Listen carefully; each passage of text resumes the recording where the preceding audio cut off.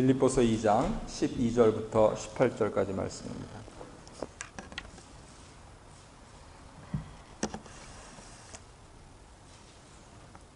제가 봉독해 드리겠습니다. 그러므로 나의 사랑하는 자들아, 너희가 나 있을 때뿐 아니라 더욱 지금 나 없을 때에도 항상 복종하여 두렵고 떨림으로 너의 구원을 이루라. 너희 안에 생하시는 이는 하나님이시니 자기의 기쁘신 뜻을 위하여 너희로 소원을 두고 행하게 하시나니 모든 일을 원망과 시비가 없이 하라. 이는 너희가 흠이 없고 순전하여 어그러지고 거스리는 세대 가운데서 하나님의 흠 없는 자녀로 세상에서 그들 가운데 빛들로 나타내며 생명의 말씀을 밝혀 나의 다름질도 헛되지 아니하고 수고도 헛되지 아니하므로 그리스도의 날에 나로 자랑할 것이 있게 하려 함이라. 만일 너희 믿음의 제물과 봉사 위에 내가 나를 관제로 드릴지라도 나는 기뻐하고 너희 무리와 함께 기뻐하리니 이와 같이 너희도 기뻐하고 나와 함께 기뻐하라. 아멘. 오늘 이 말씀은 하나님의 자녀답게 살라라고 하는 그러한 부제를 갖고 있습니다. 우리가 지금 찬송드린 그 복음성가에서 할 수 있다 하시니 믿음으로 사랑으로 희생으로 우리가 할 수 있다 이렇게 유명한 가수 출신 작곡가 분이 지으셨는데 세상에서 할 수 있는 거 아니 내가 꼭 해야만 하는 거 한 가지를 고르라. 그러면 오늘 성경에서 말씀하시고 있는 바로 구원 이것을 골라야 할 것입니다. 사람이 건강하게 살면은 7, 80, 오래 사시면은 90, 100수를 누리시는 분들도 계신데 결국은 그것은 끝나는 것이요. 우리의 몸이 죽으면 벌써 그때부터 몸은 부패하고 하다못해서 오늘도 대형 사고가 있어서 하루 종일 이 남쪽 길은 아주 난리인데 그러한 사고들을 통하여서 우리 몸이 산산이 부서지면 그것으로 끝이고 지금까지 살았던 많은 사람들이 공중에서 바다에서 자취도 없이 흔적도 없이 그렇게 사라져 갔는데 만일 그것이 끝이면 인생은 너무 허무합니다. 지금까지 지나온 삶들을 반추해 보시면 정말 빠르다 하는 동의를 누구나 하실 수 있을 텐데 그렇게 해서 끝난다면은 인생은 살아 뭐하냐 라고 하는 그러한 철인들이나 종교인들의 말들에 다름 아닐 것입니다. 그런데 하나님께서는 그렇게 우리를 두지 아니하시고 창세전부터 택하셔서 구원하시기로 작정하셨다 라고 하는 것이 성경의 가르침입니다. 그렇다면 내가 건강하게 7, 80년을 사시고 아니 건강하게 7, 80년을 살면서 해야 되는 일들이 뭐가 있느냐? 바로 영생으로 이르는 영생으로 인도하는 그 구원의 반열에 서서 구원의 길을 가야 한다는 것이죠. 그래서 오늘 12절 말씀에서 사도는 옥에 갇혀서라도 이렇게 내가 없을 때에도 두렵고 떨림으로 너의 구원을 이루라 라고 멀리 떨어져 있는 이제 세운 지 한 12, 13년밖에 안 되는 그러한 교인들에게 편지를 쓰고 있는 것입니다. 말이야 쉽지. 구원받은 거 어떻게 알아? 대충 살다 가면 되는 거지. 그리고 좀 일주일에 한 번 예배 나오라 하니까 예배도 보고 헌금 드리라니까 조금 헌금하고 그렇게 하다가 갈 때 되면 가지 뭐. 예, 사람이라면 누구나 그렇게 생각할 수 있을 것입니다. 그래서 사도는 12절에서 이렇게 말씀합니다. 항상 복종하여. 항상 복종하여 두렵고 떨림으로 너희 구원을 이루라. 어떠한 자세로? 항상 복종하여. 그렇다면 현대에 사는 많은 그리스도인들이 여기에 걸려버립니다. 내 마음에 맞으면 복종하여. 이 정도만 가지고 되는 게 아니고 항상 복종하여. 내 마음에 들든지 아니 들든지 상황이 따르든지 안 따르든지 항상 복종하여 두렵고 떨림으로 너희 구원을 이루라. 이렇게 말씀합니다. 그리고 조금 더 정신을 차려서 그 말씀을 읽어보면 12절 처음에 그러므로 아시죠? Therefore, their hands. 앞에 뭔가 얘기를 했다는 겁니다. 그러므로 항상 복종하여 두렵고 떨림으로 너희 구원을 이루라. 또 무슨 말씀을 하셨길래 그러므로 하시느냐. 잘 아시다시피 우리가 일찌감치부터 교회를 다니신 분들은 아마 학생회에서 이거 요절 암송대회 때 다 하셨을 거예요. 너희 안에 이 마음을 품으라. 11절까지 기본적으로 다 외우지 않습니까? 그런데 우리가 암송하는 데만 치우쳐서 그 뜻이 무엇인지 잘 모르는데, 그런데 그냥 시간이 없으니까 한 절만 보게 해요. 8절. 자기를 낮추시고 죽기까지 어떻게 하셨으니? 복종하셨으니. 그러므로 너희도 항상 복종하여 두렵고 떨림으로 너희 구원을 이루라. 이렇게 말씀하시고. 예수님께서 누구한테 복종하셨습니까? 하나님 아버지께 복종하셨죠. 예. 우리가 삼위일체 교리를요, 제대로 잘 안 배워요. 삼위일체 교리의 핵심이 뭡니까? 성부, 성자, 성령. 하나님은 유일하신 참 하나님이시다. 그래서 성자께서는 보통 이제 성탄절, 크리스마스 때 정확지는 않은데 그때 강림하셔서 성육신하신 분인데 실은 그분이 하나님이시다. 그 방향만 배웠어요. 그런데 이 빌립보서 2장 말씀을 잘 보면은 성자께서 누구한테 복종했다고요? 성부 하나님께 복종하셨다는 거예요. 삼위일체 교리가 그거예요. 하물며 인생들이 살아계신 하나님, 엄유하신 하나님, 두렵고 떨리는 하나님 앞에서 어떻게 항상 복종하지 않을 수 있겠느냐 그겁니다.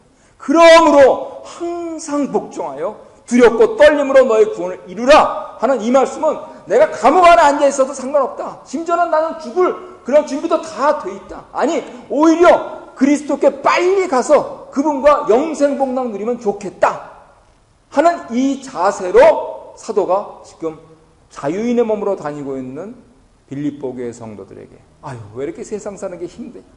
나 이럴 줄 알았으면 그리스도인 안 할걸. 혹시라도 이렇게 얘기하고 있는 사람들이 있을지 모르는 그 사람들에게 어쩌면 억울한 일을 당해도 조용히 입 다물고 계속해서 침묵하면서 신앙생활하는 그 사람들에게 이 말씀을 하시고 있다는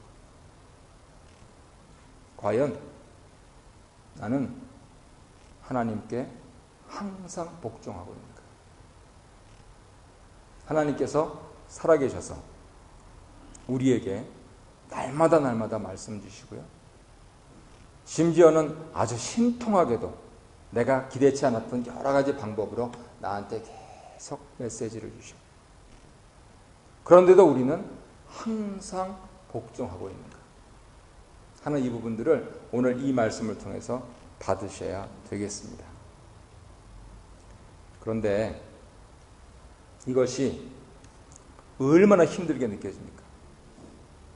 내가 예수님 믿는 사람이다라고 말하는 것도 사실 힘든데 항상 복종해서 두렵고 떨림으로 내 구원을 이룬다. 이거 너무 벅차다.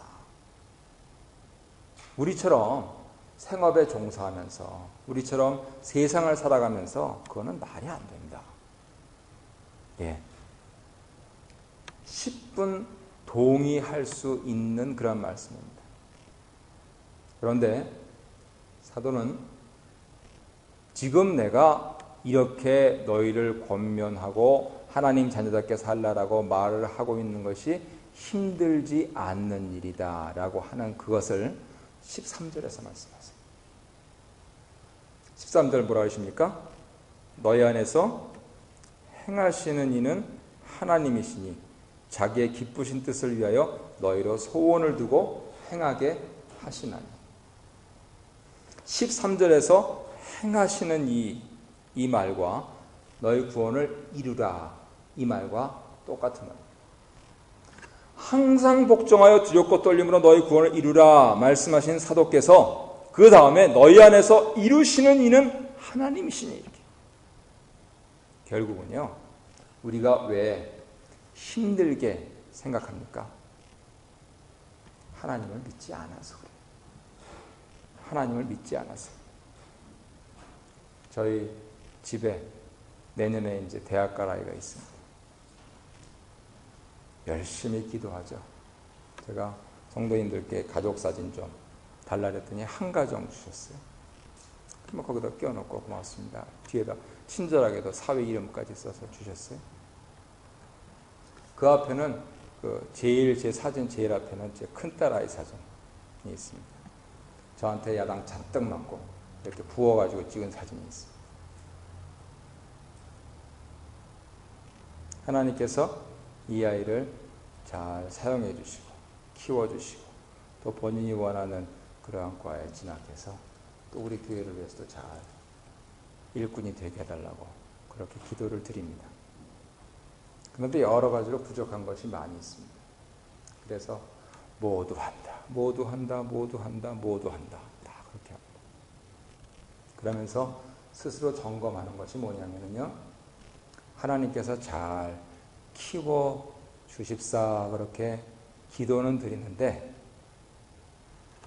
내가 할 수 있는 건 다 해요. 그래서 내가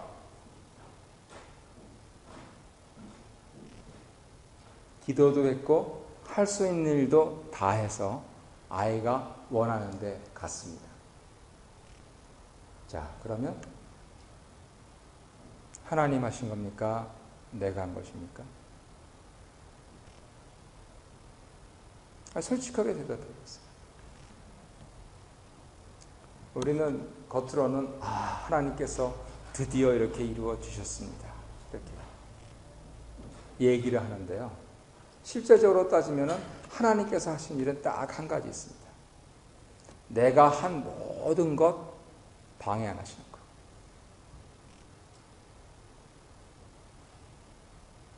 그렇지 않습니까?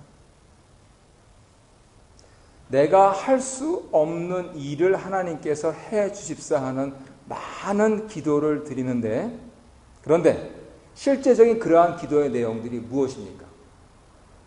결국은 세상에서 내가 좀 더 누리고 세상에서 내가 좀 더 오래 있고 세상에서 하고 있는 그러한 일들 아닙니까?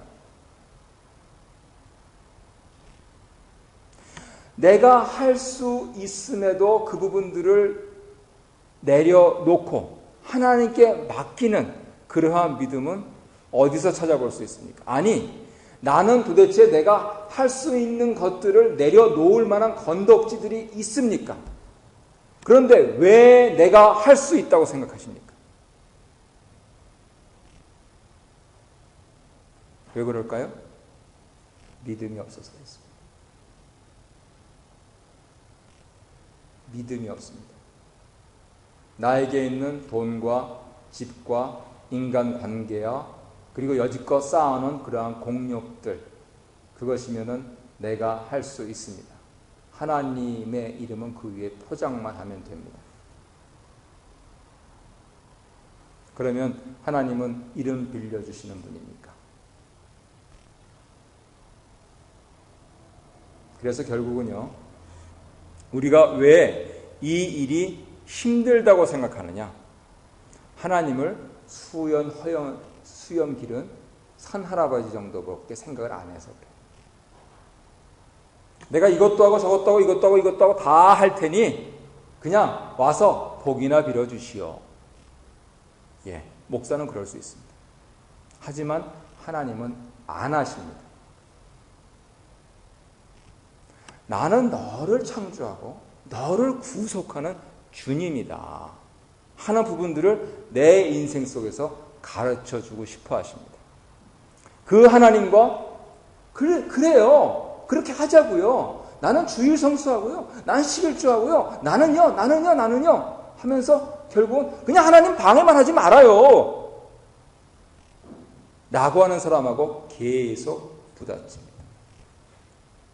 그래서 힘들지 않게 우리의 구원을 이루는 것은 그러므로 라고 말씀하신 그 위에 예수님께서 사신 그 겸손함, 예수님께서 사신 그 복종, 그리고 하나님께서 자기의 기쁘신 뜻을 위해서 우리로 갖게 하신 그 소원. 나는 기도해도 찬송해도 성경 봐도 아무런 감동도 없다. 그 사람은 크리스천 아니에요. 성경책은 들고 다닐지 모르는데 그 사람은 크리스천 아니에요. 크리스천이면 당연히 하나님께서 감동을 주세요. 내 마음속에 소원이 있습니다. 문제는 내게 믿음이 없으니까 내 마음속에 소원을 줘도 그것을 행하지를 않죠. 하나님은 자신의 기쁘신 뜻을 이루시기 위해서 무엇입니까? 내 구원을 이루시기 위해서 내 마음속에 소원을 주시는데 나는 소원이 들어도 그것을 행하지 않는다고 합니다. 왜요? 믿음이 없으니까. 그리고 1년, 10년, 30년, 50년이 흐르면 상당히 두려운 일이 생깁니다. 점점 마흔이 넘으면 저도 안 바뀌어요. 이제 마흔이 넘으니까 안 바뀌어요. 점점 고집불통이 됩니다. 그래서 거룩하게 구원을 이루어 가시는 온전한 도를 쫓으시는 그러한 분들을 보면요, 참 온유합니다. 참 겸손하고 스스로 생각하기에 제가 제 모습이 너무 굳어있지 않은가, 제가 너무 무섭지 않은가 하는 점들을 가끔 생각합니다. 이게 나중에 한 60대면은 이렇게 하얗게 머리도 새고 다른 아이들이 할아버지 그러면서 가까이 와야 할 텐데 내가 한번 쓱 쳐다보면은 그냥 완전히 냉기가 싹 도는 거면은 야, 좀 힘들겠다 하는 그러한 주의를 지금 40대 중반부터 하고 있습니다. 그래서 두렵고 떨림으로 내 구원을 이루는 일에 대해서 관심이 많이 있습니다. 자, 지금 여러 가지 말씀을 드렸는데 다른 사람과의 관계를 한번 살펴보죠. 구원받은 사람들이 다른 사람들과 잘 싸운다. 그러면 어떻게 하시겠습니까?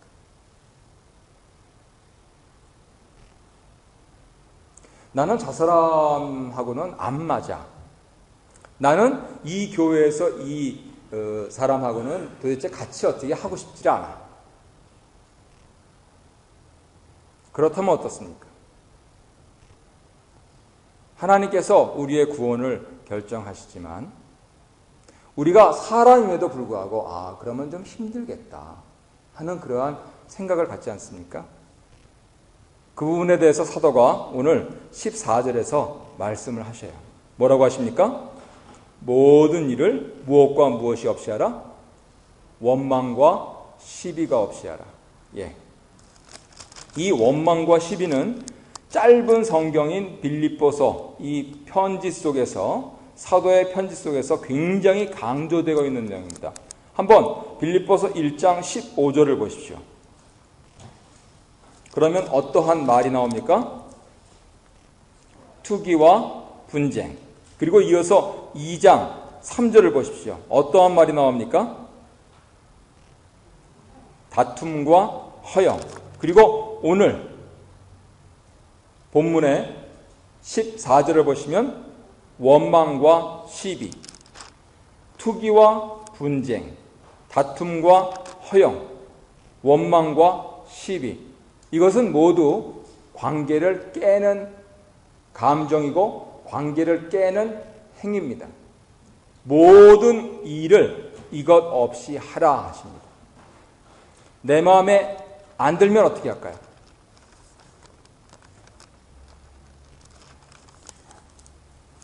집안에서는 어떻게 하십니까? 내 마음에 안 들면 예. 왜요? 가정의 평화를 위해서. 그죠?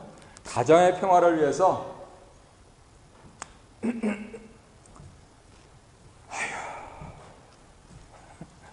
30대 때는 그냥 갔다가 넘겨보시죠. 그냥. 예? 근데 40대 때부터 이제 힘도 떨어지고, 그러니까, 예, 그냥 이렇게 뒤돌아서, 아휴, 그리고, 저는 아직 50, 60을 안 살아봐서 어떻게 사셨는지 모르겠어요.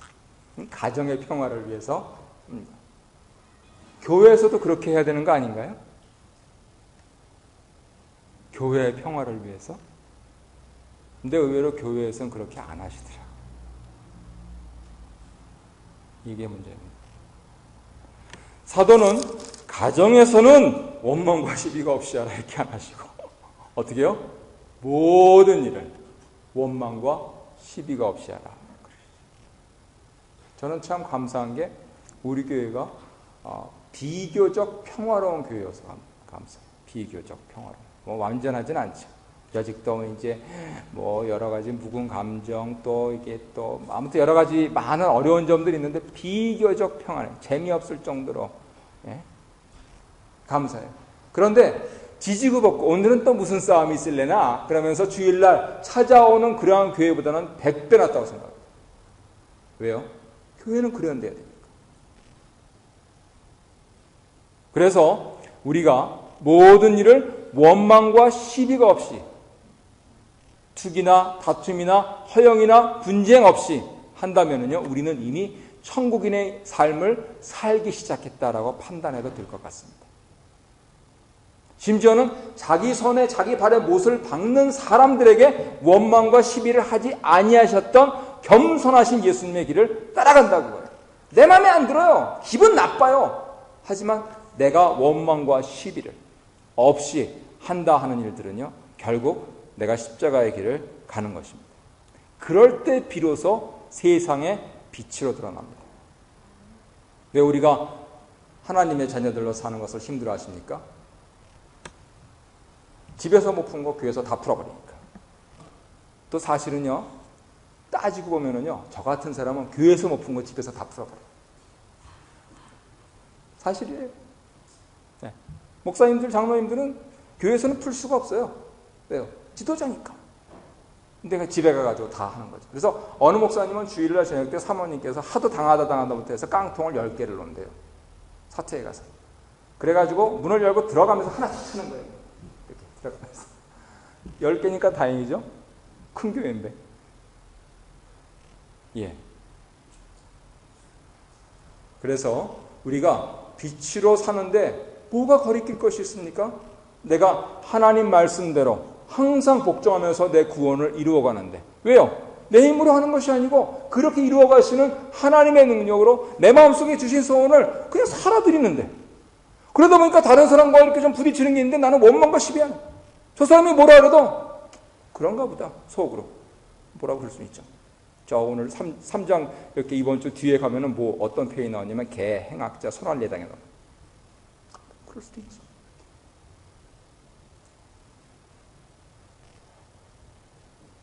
그러면 내가 왜 빛이 안 돼요? 당연히 빛이지. 운전하다가 끼어들었다. 그러면 그냥 죽일 듯이 하는 게 아니고 또 나도 할 수 없이 어떻게 길을 몰라서 하는 거. 끼어들면 미안하다고 하는데도 막 이렇게 어떻게 하란 말이에요? 나는 빛인데.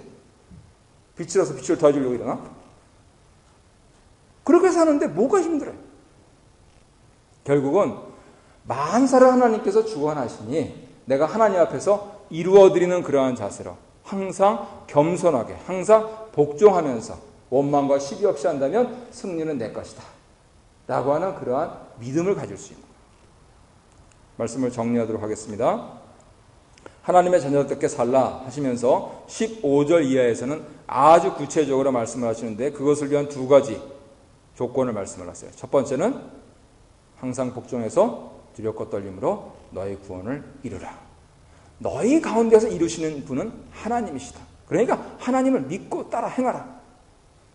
두 번째는 너희들 사이에서 원망과 시비가 없이 하라. 너희 사이에서 원망과 시비가 없이 하는 거죠. 하나님과의 사이에서 원망과 시비 있으면 큰일 나십니다. 그런 것을 가리켜서 우리 조상들은 뭐라고 표현했냐면 경친다 그랬어요. 하나님 사이에서 원망과 시비는 건 말도 안 되는 소리예요. 사람이 조물주하고 그거는 상상도 하지 마시고 사람과의 사이에서 원망과 시비가 없이 하라. 그러면 너희는 세상이 무엇이다? 빛이다. 그랬을 때 우리가 부모로서 또 형제로서 가정생활을 친족생활을 영위하는 것, 우리가 교인으로서 하나님의 교회에서 살아드리는 삶이 바로 빛의 자녀로서 살아드리는 것이다 하는 이 말씀을 주시는 것입니다. 남은 3일 동안에 과연 하나님께서 어떻게 나를 빛의 자녀로 사용하실까? 모든 상황에서 예외 없이, 심지어는 잘 때도 내 구원을 이루면서 원망과 시비가 없이 승리하시고 주일날 또 밝은